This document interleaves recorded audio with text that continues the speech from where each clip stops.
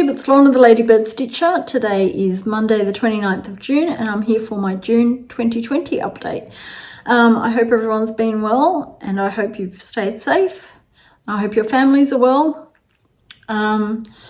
We're kind of getting back to normal now here. My daughter's at school. She breaks up for the school holidays at the end of this week, so she's got another week to go. And then she'll have 2 weeks off and then go back for term 3. My husband's gone back to work. He's working from the office now full time and I'm still doing 3 days a week at home. So we're getting back to normal. We've been able to go out to eat now, so that's really good. It's been nice to sort of get away from just eating in every time. We've been able to go and see my dad and my husband's been able to see his parents, so that's been good too. Anyway, today I don't have any haul today. I've got a couple of things in the mail, but nothing has arrived just yet.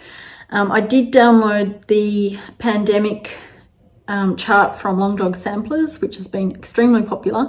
I think they said that it was downloaded 50,000 times.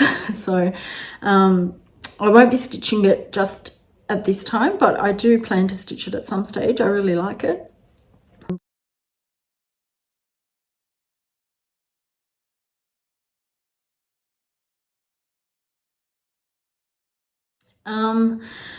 So that's the only, I don't have any other haul. I've got a few whips to go through and then I'm going to go through, Full Coverage Fanatics has bingo this month and I'll go through my plans for that. So in no particular order, just in the pile that they're sitting in, I'm going to go through the whips that I worked on. So the first one is Santa's Village, and I worked on Santa Sleighworks, the block Santa Sleighworks. Here's what Santa's Village looked like last time you saw it.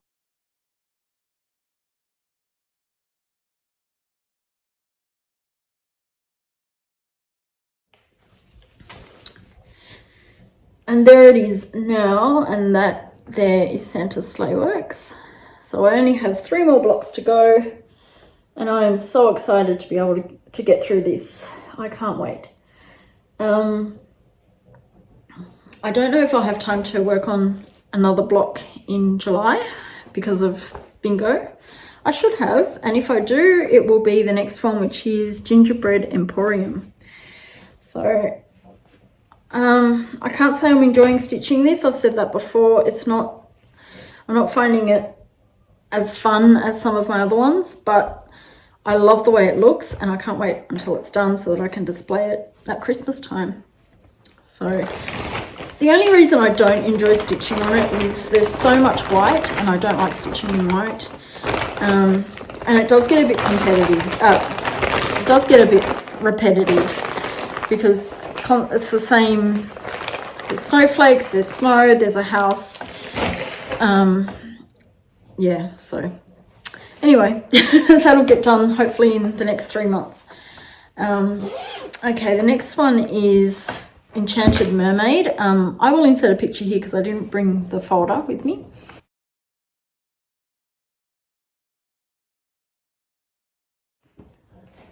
And here's what it looked like the last time you saw it.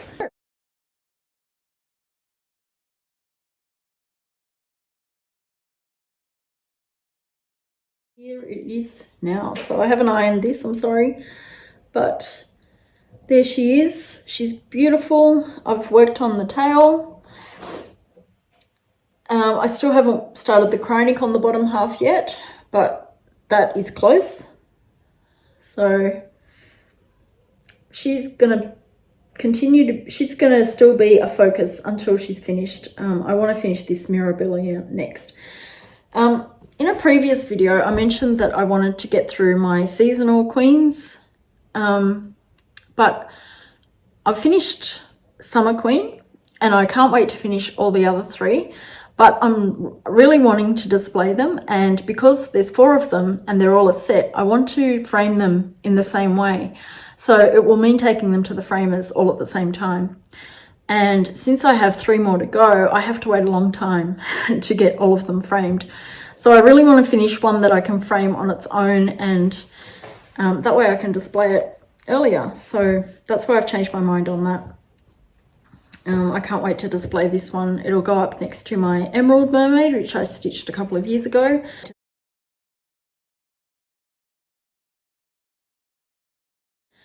And yeah, they'll look nice together, I think. So that one. Next is Juliet by Tilton Crafts. It's artwork by Takaki, and here's what it will look like when it's finished.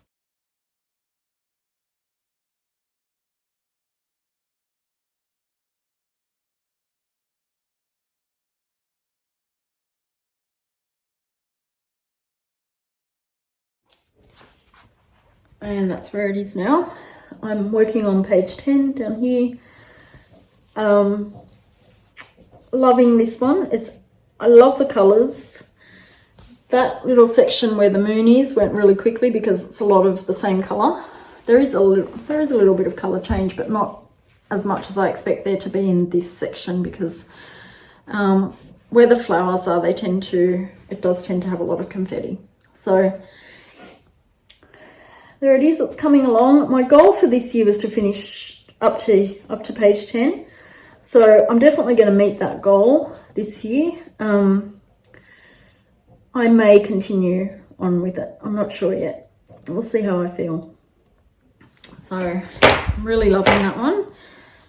And that will be part of bingo as well. So the next one is Storykeep Belle by Heaven and Earth Designs. I'm stitching Juliet on 25 count 1/1, and I'm also stitching Storykeep Belle on 25 count 1/1 full crosses. Here's what it will look like when it's finished.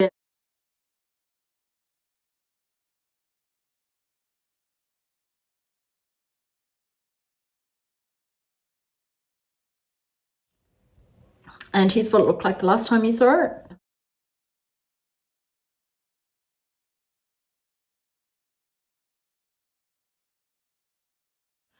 And I've done a little bit on here. I'm not going to take it out of the Q-snap because I've got it in exactly the position I need it in, but basically it's more and more blue on this side, so really exciting. I really can't wait until I get closer to this side where there's an angel. I'll show the picture again.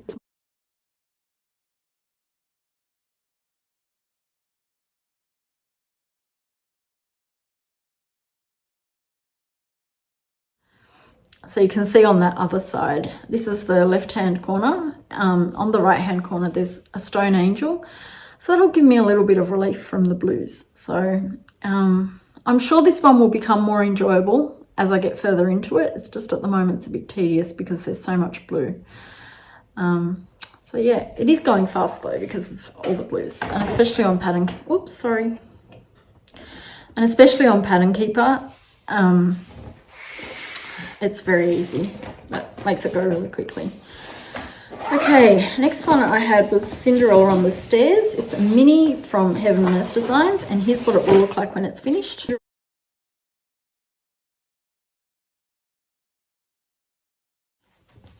Now this one is the only it's a full coverage that I'm doing on 18 count Ada, 2/1 full crosses. Here's what it looked like the last time you saw it.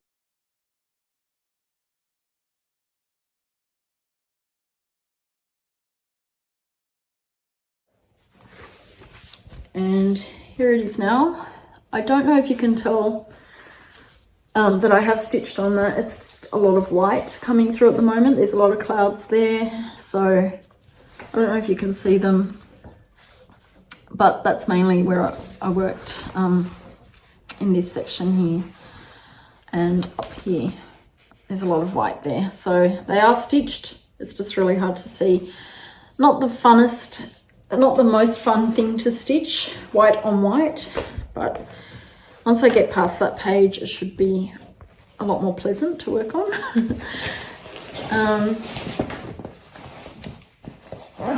And that will also be part of, all three of my full coverage pieces will be part of the bingo in July. I also pulled out the 6 Wives of Henry VIII by the Primitive Hare, which will eventually look like this. I'm stitching this on 30 count Salem linen, which is produced by the Primitive Hare. And here's what it looked like the last time you saw it.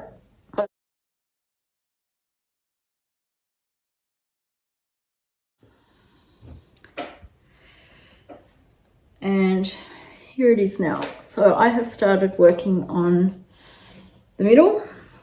Well, I finished the top middle.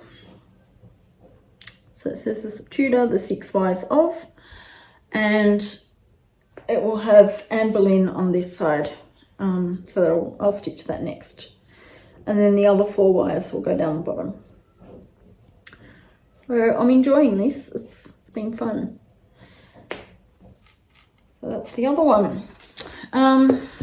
That's all I've stitched this week, and there wasn't any haul, so it's going to be a quick video, I think. That's all right. I enjoy quick videos sometimes. I don't mind long ones, but sometimes it's nice to have a quick one. So I hope you don't mind that it's going to be so quick. But I will go through my July plans.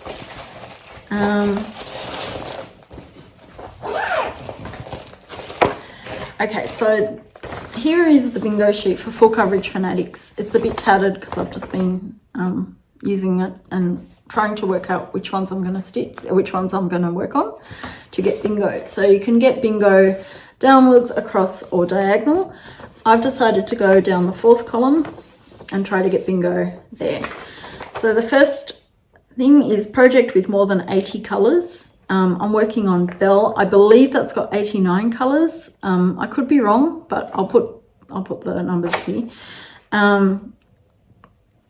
The next one is dog or cat. Now, I don't have a Hare or Tilton craft, which are the 2 main full coverage ones that I work on, that has a dog or a cat in it. But I decided to get a little bit creative, and I'm going to be working on this one, which, even though it's not traditional full coverage, it is full coverage. Every part of that is stitched. So there is a cat there. So that works nicely in for that category. I'm just trying to see. I think it's a 16 count Ada. So I haven't worked on such a big Ada for a little while. This doesn't actually have a name. I call it Mediterranean Avenue. But if you're interested, I don't know if you can still get it. This is really, really old. They're the numbers there. And it's by, I'm not going to try and pronounce this, but it's by that company there. Okay, so here's where it is at the moment. That's the top left-hand corner. So there. So that's my starting point for 1,000 stitches to work on bingo. So to get a square, you have to do 1,000 stitches on the projects that you choose. So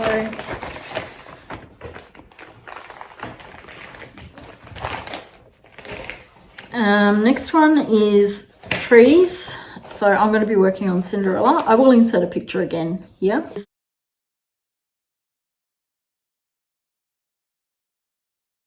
So you can see that has plenty of trees. The next one is insects or bugs. Now, I'm not a big fan of insects or bugs, except for ladybirds. So I don't have too many pieces with insects or bugs on them. But again, I got a little bit creative and pulled out Pinocchio, which I haven't worked on for a long, long time.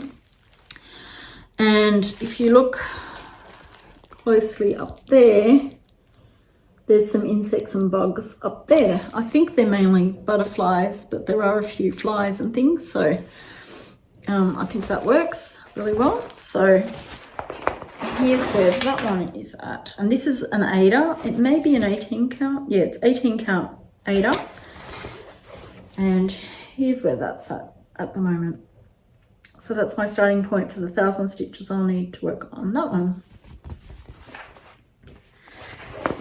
And then the next one is mermaids. I don't have a full coverage mermaid piece. The only mermaid I'm actually working on at the moment is Enchanted Mermaid, and that's not a full coverage. So that becomes a penalty stitch. So I have to do 2,000 stitches on that one, and I've decided to go with Juliet. I may switch Juliet and Belle. So Juliet has more than 80 colours as well, so she'll fit into the top category as well.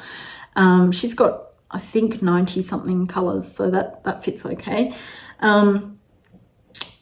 But I'll just see which one I need to work on the most. If I find that I'm going really well with Juliet and I don't need to put in an extra 1,000 stitches on that one, I'll switch to Belle. So just one thing that I forgot to mention, I just wanted to mention that I've been talking to Nadine from Nadine X Stitch, and I will put a link to her channel below. Check out her channel. She doesn't have too many subscribers. She's only relatively new, but she does some great work. We've become pretty good friends on Instagram. She was talking about Malta, which is where I was originally from. I was born in Malta and I arrived in Australia when I was 5.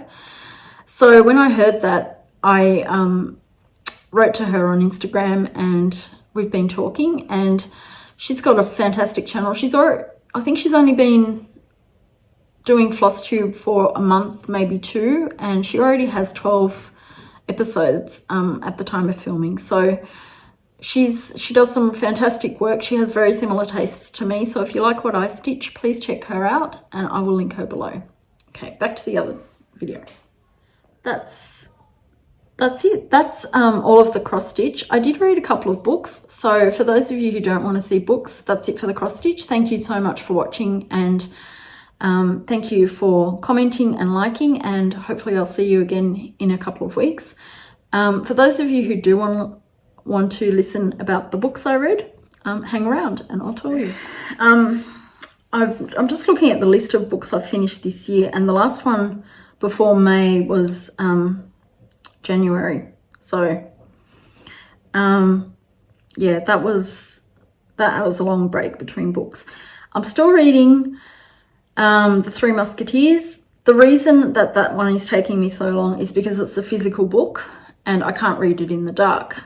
These other ones are all on my Kindle, and I can read them in the dark because the Kindle has a backlight. And what I do is I switch off all the lights and go to bed, but read in bed. And that's where I get most of my reading time. So that's the reason The Three Musketeers hasn't finished yet. It is progressing. I do read some of it and I'm loving it. It's one of my all-time favorite books. It always will be. And I highly recommend, if you don't mind old words and old language, it's written beautifully and it's a beautiful story. So I highly recommend The Three Musketeers by Alexandre Dumas. Okay, other ones I read, this was the very last day of May that I finished Castile for Isabella by Jean Plaidy. I will list these below. I believe, I can't remember who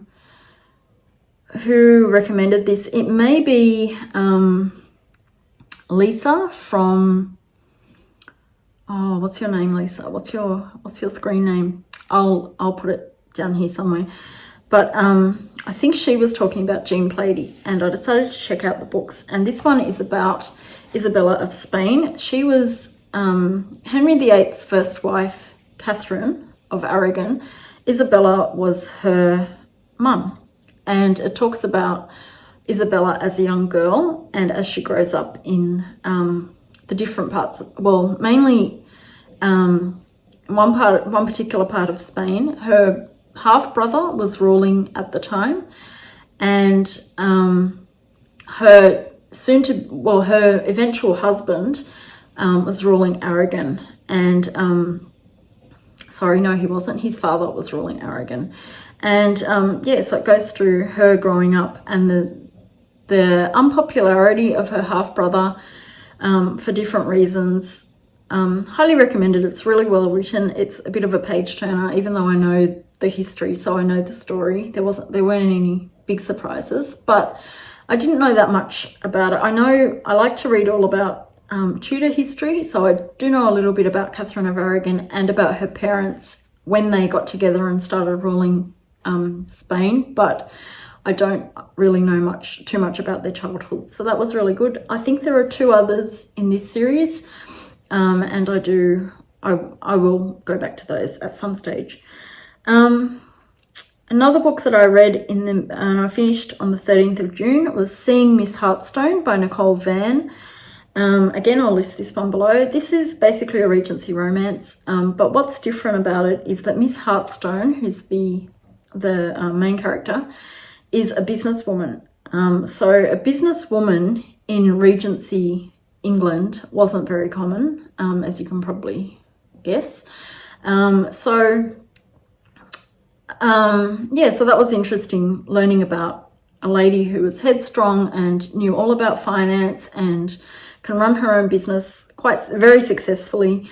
And the book starts off with Miss Heartstone. I think she's about 16 at the time, and she's lost her father. Her mum is trying to get her married off, and she's sick and tired of her mum telling her to get married to every bachelor that walks past.